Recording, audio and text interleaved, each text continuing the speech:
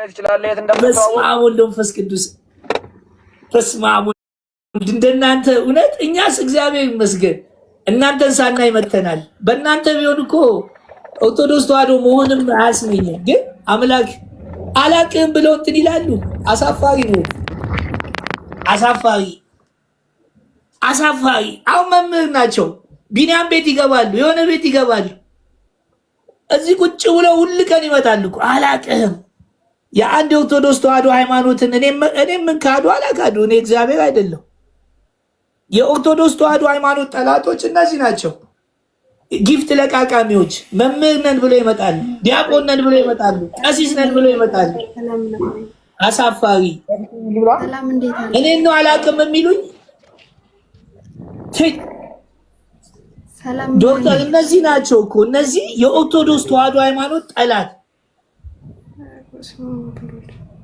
እንዲህ አላቅህም። አሳፋሪ አሳፋሪ ናቸው። ኦኬ፣ ለምን ወደ ሀሳቡ አልሄዳችሁም ነበረ? መታወቁን በኋላ ብታረጉት። አሁን እሳቸው የሆነ ነገር በማያገባውት አይግቡ። ሰላም ነው። እንዴና በማያገባውት አይግቡ። ምን አገባውት? ምን አገባውት? አረ ቆይ ቀድመን የገባ ነው እናወራ። ዛሬ እንዴት መጣሽ? ደህና ነኝ እግዚአብሔር ይመስገን። አንቺ በእናትሽ አቦን በኢየሱስ ክርስቶስ እነዚህ ናቸው። እኔ በስመ አብ ወወልድ ወመንፈስ ቅዱስ መልኬ አንድ በአሁን አትግቢ። በቃ አታውሪኝ። አሁን ስለሳቸው እንዳታወሪ። ቆይ ይሄ ነው መምህር ልጆቹን የሚክድ ክህነታቸውን ተው። ለክህነታቸው እንኳን ለምን አትጠነቀቅም? ቆይ አንቺ ጥንቃቄ ትላለች እንዴ? አንቺ ልጅ ተጠንቃቂ ለጥንቃቄ ልጆቹንም አንቺ ውጪ። ዛሬ ምን ልሰሪ መጥተሽ ነው? ውጪ ወሬኛ። ይሁን አይሁን እኔ እንትን እለዋለሁ። ክህነት ይላል እንዴ? እኔን እየካደኝ የኦርቶዶክስ ተዋህዶ ሃይማኖት ልጅ ሆኜ አላቅም የሚል አብረን ስንትን እንዳልን ይሄን ሰው ነው እንዴ ሰው ብዬ እንትን የምለው? ይሄ ነው አሁን አሰማኝ።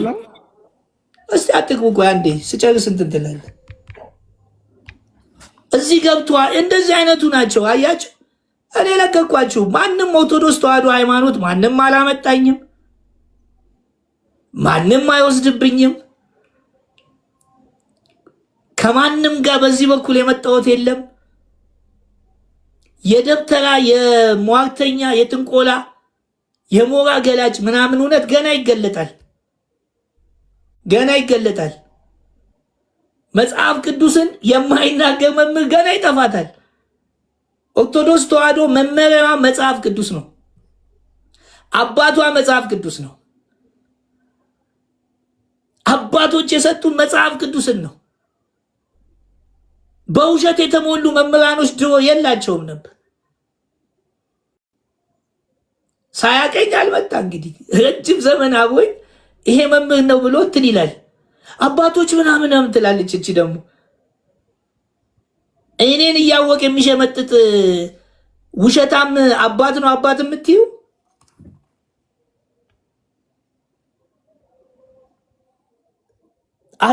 አሳፋሪ ብቻ ነው። ሁላችሁንም እኮ እንተዋወቃለን። እኛን ከኦርቶዶክስ ተዋህዶ ሃይማኖት ለማውጣት አትችሉም።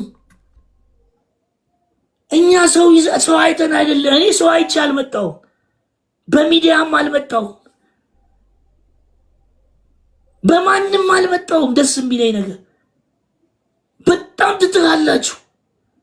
ታዋቂ ለመሆን ጊፍተር ለገንዘብ ምን ሰራለ? ካህን ከሆነ ሄደ መቀደስ። እዚህ ምን ሰራላችሁ? ቲክቶክ ላይ ምን ሰራላችሁ? አውደ ምሕረት ባዶ አይደለ? ለምን ሰብስባችሁ አትሞሉም? ጥቅም፣ ዝና፣ ክብር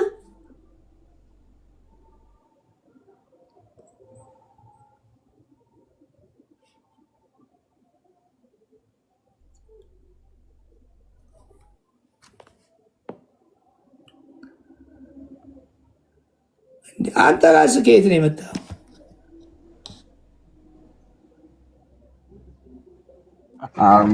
የት ነው የምትለው? አንተ ራስህ ከየት ነው የመጣው? የት እናውቃለን? እዚህ ላይ መምህር ስለተባልክ አንተ ራስህ አይደለም አንተ ራስህ ከእኔ የመጣው ማን ነው ስምህ? ማን ያውቃል? እኔ አውቃለሁ እንዴ?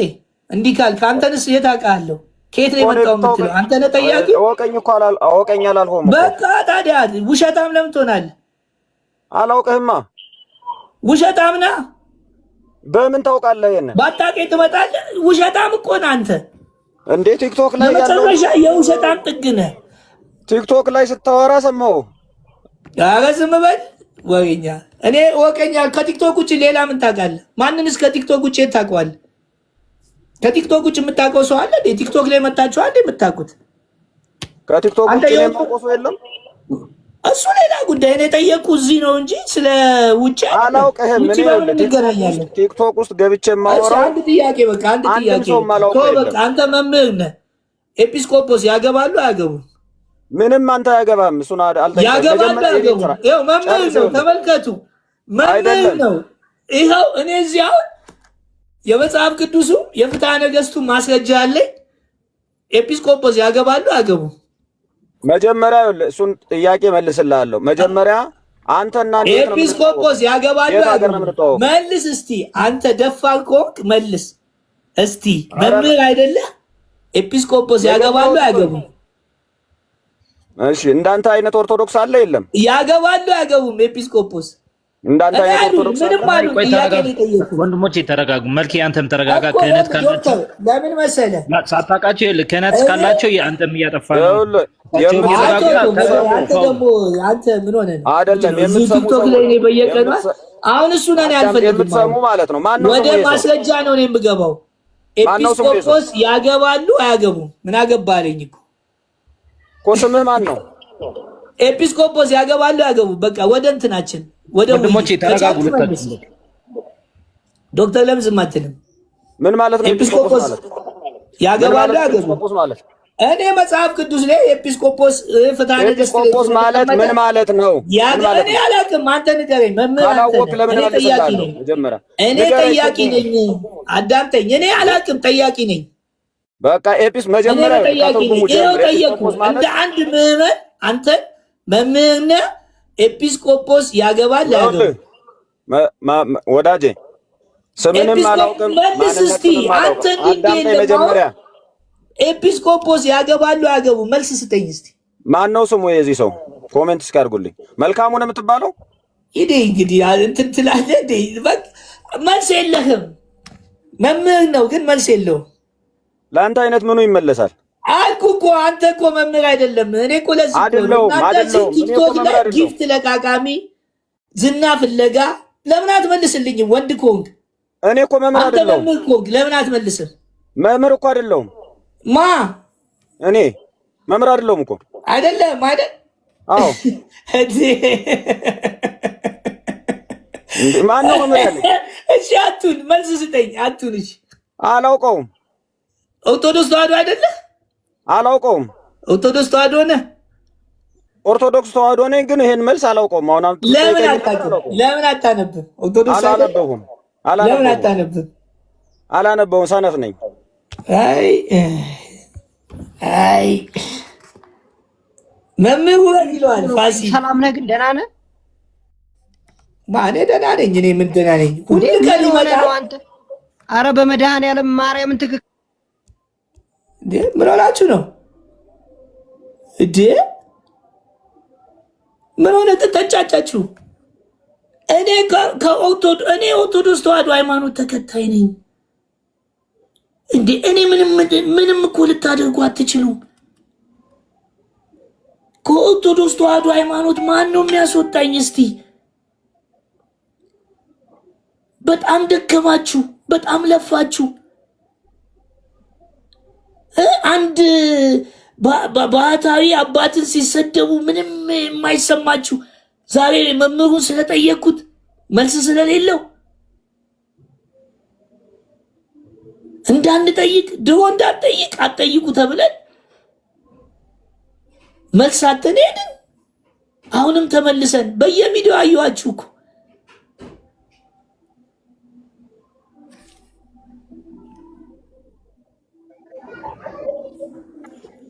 መልስ ያለው ካለ ይግባ። ማውራት እችላለሁ? ማን ልበል? ከየት እምነት ነህ? ስም ማን ነው? ተሾመ ነኝ ከወንጌል። እሺ ወንጌል አማኝ አንድ ጥያቄ ልጠይቅ ይቻላል? ግን ያው በአንተ ካወራን ብዬ ነው። ስለዚህ አሁን አንተ ስለዚህ መጀመሪያ ወንጌል አማኝ ጳጳስ አላችሁ? አይ እኔ ወንጌል አማኝ ጳጳስ ሳይሆን ይሄ ነው። ወንጌል አማኝ ጳጳስ አላችሁ ወይ? አንተ ወንጌል አማኝ ነህ። ይሄ ደግሞ ጥያቄ የኦርቶዶክስ ነው። ወንጌል አማኝ ጳጳስ አለ ወይ? ጳጳስ ሳይኖር ምን አይነት መልስ ልሰጠን ነው? ጳጳስ አላችሁ? ቆይ ጳጳስ አላችሁ? ቆይ አንዴ ጳጳስ አላችሁ? እናንተ ኤጲስቆጶስ አላችሁ? ለምን? በጣም አንዴ አዳምጠኝ። ወንጌል አማኝ አዳምጠኝ። ወንጌል አማኝ አዳምጠኝ። እሺ ቤተክርስቲያን ወንጌል አማኝ ቤተክርስቲያን ነው አይደል? ቤተክርስቲያንን እንዲመራት መንፈስ ቅዱስ የሾመው ማንን ነው?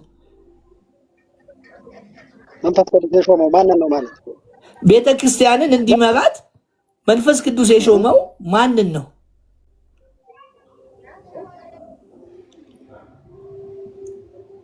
ቤተክርስቲያንን የሚመራት ከሆነ መንፈስ ቅዱስ ነው የሚመራት። ቤተክርስቲያን በመንፈስ ቅዱስ ነው። አዳምጠኛውም በመጽሐፍ ቅዱስ መንፈስ ቅዱስ የሾማቸው አሉ ቤተክርስቲያን እንድትመራ። እነሱ እነማን ናቸው? ቤተክርስቲያንን የሚያስተዳድሩ ኤጲስቆጶሳት ይመረጣሉ። ኤጲስቆጶሳት እናንተ ጋር ኤጲስቆጶስ አለ? ስለ መጽሐፍ ቅዱስ እናውራ። ስለ መጽሐፍ ቅዱስ እናውራ። ስለ መጽሐፍ ቅዱስ ነው። አዳምጠኝ። የማወራው ስለ መጽሐፍ ቅዱስ ነው። በእናንተ ጋር ኤጲስቆጶስ አለ? አለ እንዴ? እስቲ ያሳየኝ። ማን ነው ኤጲስቆጶስ ተብሎ? የትኛው ቤተክርስቲያን ጋር ነው ኤጲስቆጶስ ብሎ? እስቲ ንገረኝ። የቱ ጋር? መጽሐፍ ቅዱስ ላውራ። እኔ መጽሐፍ ቅዱስ አንድ ቤተክርስቲያን የምትመራው በኤጲስቆጶስ ነው ካልክ፣ እናንተ ጋር ደግሞ ኤጲስቆጶስ የለም። እየነገርኩ እኮ ነው። እኔ ስለ መጽሐፍ ቅዱስ ነው ላወራልህ የፈለኩት። እኔም ማወራትም እኮ ይሄንን ነው። እኔም የማወራ መጽሐፍ ቅዱስ ነው። መጽሐፍ ቅዱስ መንፈስ ቅዱስ ቤተክርስቲያንን እንዲሞሩ የሾመ አለ። እሱ ማን ነው ስል ኤጲስቆጶስ አልክ። ታዲያ ኤጲስቆጶስ በሌለበት በማይመራበት እኛ ቤተክርስቲያንን ወንጌል አማኝ ነኝ እኛ እንዲህ ማለት ይቻላል? ኤጲስቆጶስ የለ መሪ የላችሁም እኮ እናንተ እኮ። መጽሐፍ ቅዱስ ምን ይላል? ስለ ኤጲስቆጶስ እናውራ ነው አሁን። እኔ በሌለበት አንተ እናንተ ጋር የለም ኤጲስቆጶስ በሌለበት ለምንድን ነው የምታወራው? ጴንጤ እኮ ከመጽሐፍ ቅዱስ ውጪ ነው። ለምን መጽሐፍ ቅዱሱን አይቀበሉም? ቢቀበሉ ጳጳስ ይኖራቸው ነበረ ወይንም ኤጲስቆጶስ። እናንተ ደግሞ ኤጲስቆጶስ የላችሁም። እሺ መጽሐፍ ቅዱስን ትቀበላለህ? መጽሐፍ ቅዱስን ትቀበላለህ እንዴ? እኔ እኮ ማወራ መጽሐፍ ቅዱስ ላይ ቤተክርስቲያንን እንዲያስተዳድሩ የሾመው ማንን ነው አልኩክ። አንተ ማን አልከኝ? ስማኝ ማንን ነው መጽሐፍ ቅዱስ ቤተክርስቲያንን እንዲያስተዳድሩ እንዲመሩ መንጋው እንዲጠብቁ ያደረገው ማንን ነው? አባቴ ስማኝ። አረ እየጠየኩ ነው ወንድሜ። እኔ እኮ እየጠየኩ ነው። ስማኝ አትበለኝ። ጥያቄውን መልስልኝ እኮ። ጥያቄውን ለመመለስ እኮ ነው። በጣም ጥሩ። መጽሐፍ ቅዱስ ጋር ግባና መንፈስ ቅዱስ ቤተክርስቲያንን እንዲያስተዳድሩ እንዲመሩ መንጋው እንዲጠብቁ ያደረገው ማንን ነው? እስቲ ከመጽሐፍ ቅዱስ መልስ እስቲ። የቤተ ክርስቲያን ራስ ክርስቶስ። አሁን የጠየቁን እንትን ራሱ ስለ ራሱ አልጠየቁ። ራስማ ክርስቶስ ነው። ቤተው በደንብ አዳምጠኝ። አንድ ጥያቄውን አዳምጥ ደግሜ። ቤተ ክርስቲያንን መንጋውን እንዲጠብቁና እንዲመሩ ማንን ነው መንፈስ ቅዱስ የሾመው? ሰማኝ እኮ እሱ ነው ያብራራልኝ እኮ። ማንን ነው? መጀመሪያ መጽሐፍ ቅዱሱን ክፍል ውስጥ ግባና እንትናን ነው ብለህ አብራራልኝ። ሳታሳየኝ ምኑን ነው የምታብራራው? መንፈስ ቅዱስ በትክክል እኮ መጽሐፍ ቅዱስ ውስጥ ቁጭ ብሏል። እሱን አውጣና ቤተክርስቲያን እናንተ ጳጳስም ሊቀ ጳጳስም ምንም የላችሁም። አሁን በሌለበት ነገር ኦኬ፣ መንፈስ ቅዱስ ማንን ነው የሾመው? የሾመውን ንገረኝና ከዛም በኋላ አሳየኝ። ኦኬ መንፈስ ቅዱስ እነንትናን ነው የሾመው፣ በዚህ ቤተክርስቲያን ትደራደራለች፣ የኛም ቤተክርስቲያን በዚህ ነው የምትተዳደረው ብለህ አሳየኝ እስቲ። እሺ አንተ ቤተክርስቲያን በኤጲስቆጶስ ትመራ የሚለውን አሳየኝ። እኔ አሁን የጠየቅኩ መልስ ስጠኝና የለም ካልከኝ ወደ እኔ እመጣለሁ፣ ያንተን ጥያቄ መልሳለሁ። አንተ መልስ ከሌለ እኔ መልስ ልስጥህ። መልስ ካለ ግን መልስን ስጠኝ። መጀመሪያ ከአንተ ልጨርስ። እሺ ስማኝ፣ እንግዲህ አድምጠኝ። እኔ እኮ አዳምጠኝ። አንተ ጥያቄ ምንድን ነው? እንትና እንዴ ቤተክርስቲያንን መንጋውን የሚጠብቀው ማን ነው? ስማኝ እንዳታቋርጠኝ። ስማኝ አቋርጣለሁ። መጀመሪያ ቤተክርስቲያንን የሚመራው ማን ነው? ከመጽሐፍ ቅዱስ አውጣና አሳየኝ። ቤተክርስቲያን የምትመራው በክርስቶስ ነው። በክርስቶስ በደሙ እኮ ክርስቶስ በመንፈስ ቅዱስ አማካኝነት መንፈስ ቅዱስ ደግሞ ሾሟል።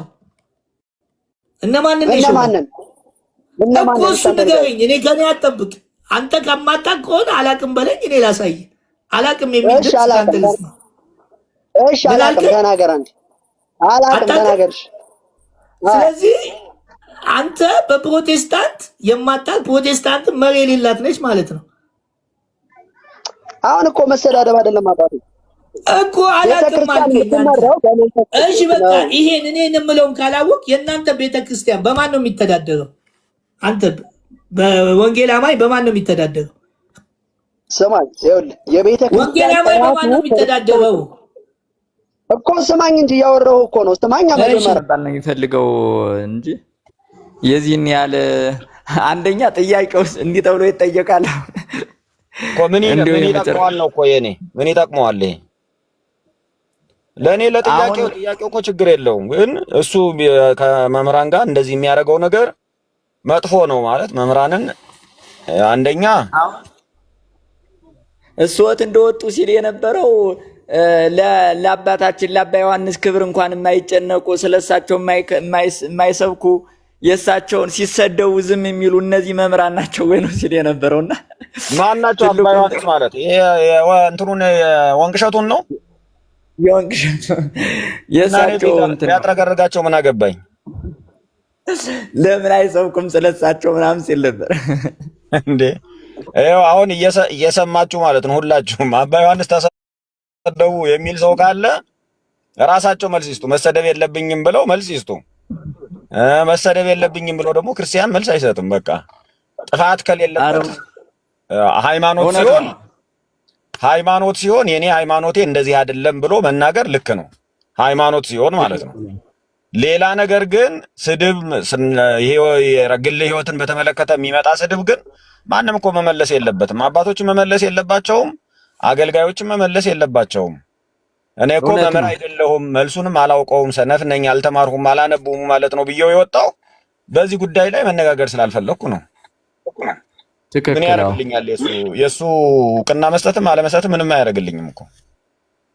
በዚህ ሰዓትስ የጥያቄስ እንዲያው አስፈላጊ ነው ብሎ ዝም ብሎ ሰውየው ምንድን ነው የሚፈልገው? እኔ ሊቀ ሊቃውንትን አንድ ሰው ቢወጣ ሊቀ ሊቃውንት ቀለመወርቅ አሉ ከታች። መጋቢ እንዴት ዋሉ? ሰላም ነኝ፣ እግዚአብሔር ይመስገን ሰላም ነኝ። ደንግጫለሁ መጋቢ ይቅር ይበሉን። ማለት ቃል አጣው ከኔም ከጎኖ ስለነበርኩኝ ደንግጫለሁ። አንደኛ መልካሙ ወዳጄም ነበር። ኦኬ ታውቃለህ፣ ከፕሮቴስታንት ሲወጣ ከቢኒያም ሺታይ እኩል ነበር የመጡት። ቢኒያም ሺታይ ይፋ ሲያደርግ እሱም አብሮ በዛው ይፋ አድርጎ የዛን ሰዓት ነው የተዋወቅነው። እንግዲህ 2ኛ ዓመት ይሆነናል እና ተዋውቀናል። ወዳጅ አድርጌዋለሁ።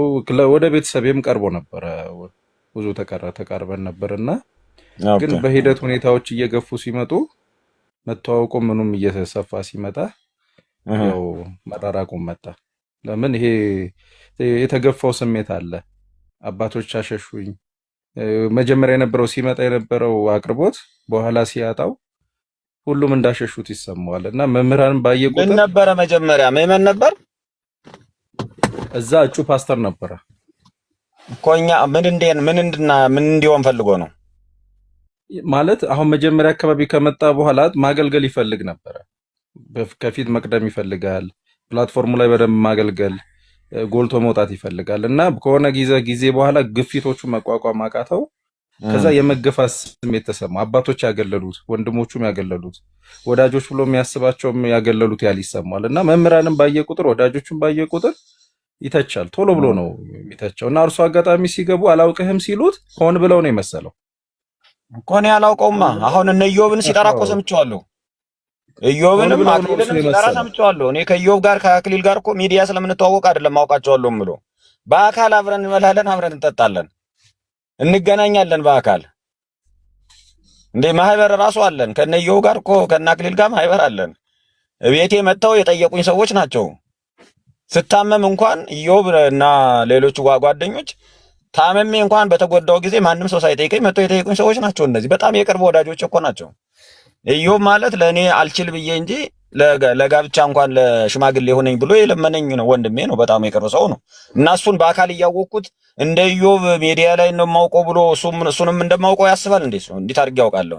ሚዲያ ላይ የማውቀውን ሰው ደግሞ አሁን ብፁዕ አምላክ ማን እንደሆነ እኔ አላውቅም። ሚዲያ ላይ ታውቀዋለህ ወይ? የስ አውቃለሁ። ግን ማነህ ብዬ እኔ ልመልስ እችላለሁ ወይ? አልመልስም።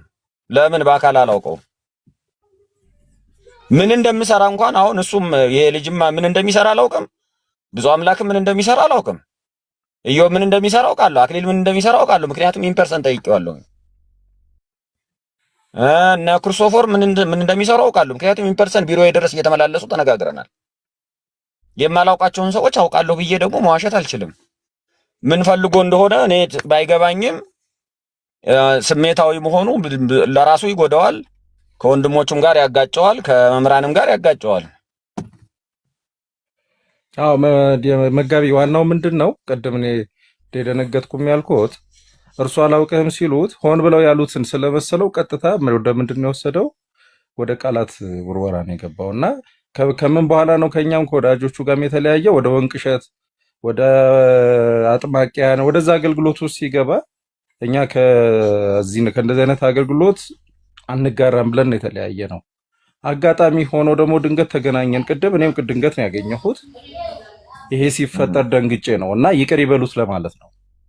አይኔ ችግር የለውም እናንተ የምታውቁት መሆኑን እና ባህሪውን ማወቅ ነው እንጂ አሁን ወንቅሸት ለምሳሌ የሚሄድ ከሆነ እንደዚህ አይነት ባህሪ ይዞ ወንቅሸት ለችግር ነው የሚሄደው ማለት ነው፣ ለዓላማ ነው የሚሄደው ማለት ነው። ይሄ ደግሞ መጥፎ ባህሪ ነው። ቤተክርስቲያኒትን በትክክል በቅንነት የሚያገለግል ሰው ከሆነ ስርዓት መያዝ አለበት። ሰውን ይወቀውም አይወቀውም። አሁን እኔ ትንሽም ቢሆን የቤተክርስቲያን አገልጋይ እንደሆንኩ ሊያውቅ ይችላል እርሱ። እኔም ደግሞ እርሱ በቲክቶክ እንደዚህ እየወጣ ሲናገር እሰማዋለሁ። ግን ረጅም ጊዜ እውነቱን ለመናገር እርሱ ሲናገርም ይሄ ማነው ሽታዬ ሲናገርም ረጅም ጊዜ አልሰማም። ምክንያቱም የሚያነሷቸውን ኢሹዎች ብዙ አልወዳቸውም። አሁን ደግሞ በጣም ርቅ ያለሁኝ 6 ወር ምናምን ሆኖኛል። በጣም ሩቅ ነኝ እኔ ለቲክቶክ ማለት ነው። አልፎ አልፎ እነ ቀሲስ ዲበኩሉ ጋር እና እነ በረከት ጋር እንገባ አልፎ አልፎ። አዎ እሱን ነው አጋጣሚ የሆነብኝ ያስደነገጠንም። እኔም ከጎኖ ነበር፣ ወዲያው ነው የወረድኩት ደንግጬ ነውና እሱን ታሳቢ ያደርጉልን። ይቅር ይበሉት። እኔም ቃል አጣሁ፣ ደነገጥኩኝ። መጋቢ ቃል አጣሁ፣ ደነገጥኩ። ወጣቶች እንጣላለን ያውቃሉ። ከከሌ ወጣቶች እንጣላለን የተለመደ ነው። ወጣቶች አባቶችን ሲናገሩ ግን አንዳችን ለአንዳችን እንደነግጣለን። ለምን? አባቶቻችንን ሊቃውንቶቻችንን ማናችን ማነው ስሙ ሙሉ ስሙ መልካሙ ፍስሐ ነው የሚባለው። መልካሙ ፍስሐ ነው የሚባለው። ችግር የለውም። እናንተ የምትረዱት ነገር ካለ አሁን አንደኛ ይሄ ለህይወቱ መጀመሪያ ቅድሚያ ይስጥ። አገልግሎቱ በህይወት ላይ ተመስርቶ ነው የሚመጣው። ያንን በህይወት ላይ ተመስርቶ እድል ሲሰጠው ውጤታማ በሆነ መንገድ ካገለገለ ጥሩ ነው። ካላገለገለ ደግሞ ከምዕመናን ጋር አንድነቱ ነው ለሱ የሚጠቅመው። ካልሆነ ደግሞ ሌላ ፍላጎት ካለው ጤነኛ አይደለም ማለት ነው። ጤነኛ ያልሆነ ፍላጎት ፈቃድ እግዚአብሔርም አይሆንለትም፣ ይጎዳዋል፣ እርሱ ያስቸግራል ማለት ነው። ሊቀ ሊቃውንት ሰላም መጡ። እግዚአብሔር ይመስገን። መጋቢ እንደምን አሉ? እንደምን ሰነበቱ? እንዴት ናችሁ? ሰላም ነኝ፣ እግዚአብሔር ይመስገን። ሰላም ነኝ። አለን። አይ ይውጡ እያልኩ ልጽፍ ስለ አጋጣሚ ወጡ። እንኳን በሰላም አስወጣኝ እንጂ እሱ እሱ ነው። ኧረ እግዚአብሔር ይስጠው ጎበዝ። አሁንስ ጥሩ አድርጓል። ይሄ ከተማ እና አግዳሚ ወንበር እኩል ያስቀምጣል። አስቸጋሪ እኮ ነው። አንዳንዴ ግድ ሆኖብን ነው እንጂ ከተማው በራሱ እኮ ስርዓት አልበኝነትን የሚያስፋፋ ነው። በዚህ ላይ ደግሞ አግዳሚ ወንበር ቲክቶክ መጣ፣ ችግር ሆነ። ልጁ ትንሽ እንትን ነው። ብዙ አምላክ እንዳለው ብሶት ነገር አለበት። ተገፋው አይነት ማለት በእርግጥ የእሱ ችግር አይደለም፣ ይቅርታ አድርጉልኝና የኛ የቤተክርስቲያን አባቶች ችግር ነው። የራሳቸውን ልጆች አገልጋዮቹን መንከባከብ አያውቁም። የተለያየ መንገድ አታክ ማድረግ ይሄ ቋሚ ስራቸው ሆኖ ስራቸው እያልኩ ነው የማወራው። ቋሚ ስራቸው ሆኖ ከውጭ መጣው ለሚል መንገደኛ ግን በራቸው በሙሉ ክፍት ነው ሁልጊዜም። ከዚህ የተነሳ ሲመጣም የሚሰጠው ወንበር የሚነጠፈው ምንጣፍ የሆነ ጊዜ ለአውደ ምሕረቱ እንደማይመጥን አነጋገሩም ለዚያ ምቹ እንዳልሆነ ሲታወቅ ገለልተኛ ተደርጓል። ይሄ ደግሞ ልክ ነው፣ ምንም ማድረግ አይቻልም። አንድ ሰው ካልሰበከ፣ ካልዘመረ፣ ካልቀደሰ፣ ማህሌት ካልቆመ፣ ፍትሐት ካልፈታ፣ ክርስትና ካላነሳ ምን ሊሆን ቤተክርስቲያን ምን ያደርጋል? ምዕመንነቱን ግን የሚከለክለው የለም። ለሁሉም ምዕመናን ሲነጠፍ ይነጠፍለታል። ግን ምዕመናን አፈር ላይ መሬት ላይ ቁጭ ብለው ነው የሚማሩት አይደለም። ሞቀን ቀዘቀዘን አይሉም። በዚያ ልክ ቁጭ ብሎ እንዳይማር ግን የከለከለው ሰው የለም። ቤተክርስቲያኒቱ እንዳያገለግል እውነቱን ለመናገር ለቤተክርስቲያኒቱ እዛኛው እጩ ፓስተር አካባቢ መሰለኝ። እዚህ ግን እጩ የሚባል የለም ወይ በቴዎሎጂ ወይ በእንትኑ በእኛ ባብነቱ መስመር ከሁለት ባንዱ መምጣት ነበረበት። ከሁለቱም የለም። እሺ ምን እናድርገን? ሰውዬ ለወንበርም ካልሆነ ማን ነው ለግርግዳም ለጣሪያም የማይሆን እንጨት የግድ ያለው አማራጭ ተፈልጦ መማገድ ነው አይደል? ምን ይደረጋል የሰው እና ያዳውን አባሳቸው ይባላል እኮ። ሰው ሲናደድስ ደግሞ የግድ የሆነ ሰፈር ብቻ ደግፎ ነው ወይ መሄድ ያለበት? እውነት ወንቅሸትን ያህል ታምረኛ ጸበል እያለ ታዲያ ይሄን ቦታ ካወቀው እዚያ ሄዶ ጠበሉ ጋር ቢጠበልስ ምን አለ? ደው የሚቀርበው ወንድም እህት ካለ እኔ በዚህ ቢታገዝ ሁልጊዜ ሰማለውና ትንሽ ታቾኛ ሰማና ቶሎ ነው የማልፈው። የሚገርማችሁ ቢያንስ የብንያም የሆነ ረዘም ካለ በኋላ አሉ የሆኑ ነገሮች ይኖራሉ እንጂ ቢያንስ ሊቃውንቱን ምናምን ይዞ መሰረታዊ ነገሮች ቤተክርስቲያናዊ ጉዳዮችንም ይወያያል። ይሄ እኮ ይገባል። የሆነ ነገር በቃ አንዱን ይዞ ማብጠልጠል። እኔ እንደ ወንድም በአካል ባገኘው ብፁዕ አምላክ ምናልባት የሚመች ከሆነ ብታገናኘኝና እንደው ከዚህ ከሪከርድ ከስልክ ከምነጻ በሆነ መንገድ ባወጋው ብንመካከር። ካልሆነ ግን የእውነት ነው የምላችሁ ከጊዜ በኋላ አጥማቂ ሆኖ ባይመጣ ምን አለበሉኝ። እውነቴን ነው የምላችሁ አጥማቂ ሆኖ ነው የሚመጣው። ገምታለሁ እኔም እንደዛ ነው የሚመጣው። አጥማቂ ሆኖ ነው የሚመጣው። እያየው ነው። ብዙ ብዶች የምናውቃቸው የነበሩ ክፍለ ሀገር አሁን አጥማቂ ናቸው። ተወሰኑት ደግሞ አለቃ ሆነዋል። ጋሽ እንትና እያልናቸው ፕሮግራም የማይመሩ የነበሩ ሰዎች አሁን አለቃ ናቸው አዲስ አበባ አስተዳዳሪ። የእውነት ግን ንጹህ ምዕመናን ማለት ነው። እና እንዲህ አይነት ህይወት እንዳይኖር እንዲያው የምንቀርበው ሰዎች ማለት እቀርበዋለሁ ሊያናግረኝ ይችላል የምትሉ ሰዎች የሆነ ቦታ ሻይ ቡና እያልን ብናወጋው የሻይ ቡና ወጪውንም ቢሆን ይችላለሁ አግኝተን ብናወጋው ከመሞቱ ከመጥፋቱ በፊት ነገ አጥማቂ ነኝ ብሎ ሲመጣ እሱ ይሞታል። ከዛ የተከተሉት ሁሉ ጠፉ አይደል? የሰሙትም ሁሉ ነው የሚጠፉ። አሁን ራሱ ኦርቶዶክሳውያን ቁጭ ብለው እኮ አብረው መልኬ ምናምን እያሉ አፕሪሺዬሽን የሚያደርጉት ሰዎች ያለው ግን አይሆንም። በእውነት አይጠቅመውም። አባቶችን የሚሰድብልን መቻጣን እንዴ ተኝቶ የሚያሳርደንስ መቻጣን ጃስ ብለው የሚልስ መቻጣን። ያውን እውነት ርዕስ ማስቀየሪያ ነው እንጂ ሰሞኑን ያለው ጉዳይ ሌላ አጀንዳስ የሚያስወራ ነበር እንዴ? ስለ ጋብቻ ነው ማን ጠይቅልኝ ብሎት ነው ሽምግልና የላከው አባት አለ እንዴ? እንዴት ነው ነገሩ? ምን አይነት አጀንዳ የማስቀየር ስራስ ነው የሚሰራው? የት ነው አቋሙ? እውነት ወደዚህ ተመልሷል ወይ? አምኖ መጥቷል ወይ? መጀመሪያስ ገብቶታል? ሲሄድ ገብቶት ነው ወይ? ሲመጣስ ገብቶት ነው ወይ? ይሄም ጉዳይ ጭምር ነው መታየት ያለበትና ወንድሞች እህቶች የምትቀርቡት በዚህ መልክ ቢስተናገድ መልካም ነው። ይሄ እንደ ግሪሳ ወፍ የሆነ ግርግር ሲፈጠር 100,000 የሚሞላው ከዛ ረጋ ስትሉ 50 100 የሚወርደውን ህዝብ አትቁጠሩት። እሱ አንበጣ ነው። ልክ እንዴት ነው ተምች የሆነ ማሳ ሲበላ ባንድ ላይ እንደሱ ነው። የሆነ ነገር ስታንኳኩ ስታጮሁበት ግር ብሎ ይሄዳል። መሰረታዊ ለውጥ መሰረታዊ የቤተክርስቲያንን የሀገርን ሰላምና ድህነት ፈልጎ ከሚደክመው ጋር ግን አብረን እንድከም።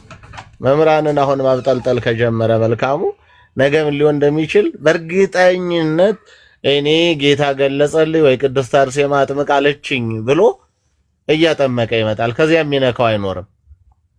ስለዚህ ጋር ይታሰብበት። ታማሚን በጊዜው ማከም ነው። አይ እግዚአብሔር ይሁን። ያው እንግዲህ እኔ የምታውቁት ሰዎች ምከሩት።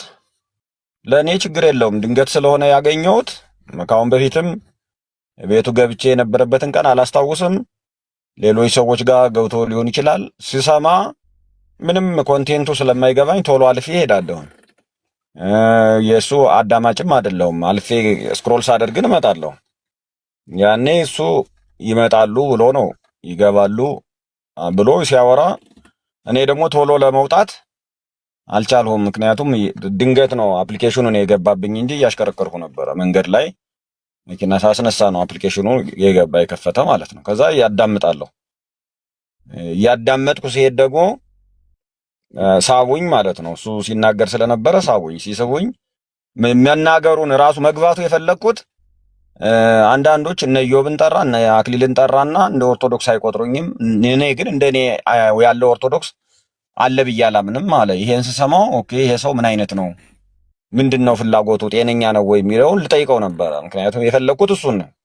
እንደዚህ የሚል ሰው ራሱ ኦርቶዶክስ ነው ወይ? እኔ እንደኔ ያለ ኦርቶዶክስ የለም ብሎ የሚናገር ሰው ራሱ ኦርቶዶክስ ነው ወይ? እንደኔ ያለ ኦርቶዶክስ የለም ማለት ትዕቢት ብቻ አይደለም እኮ። አይሰማም? ይሰማል። በዛው አጋጣሚ አንድ ማነች ሳምሪ ነሽ ሰው ቁጥሩ ስለበዛ አንበጣ ይባላሉ ያለችኝ። ለወረራ የሚሄድ በሙሉ እኮ አንበጣ ነው የሚባል። አንቺዬ ይሄን አታውቂም? ይሄ ለወሬ ወረራ የሚሄድ ካለ አንበጣ ነው ታለም። ሳላብራራልሽ እንዳያመልጥሽ።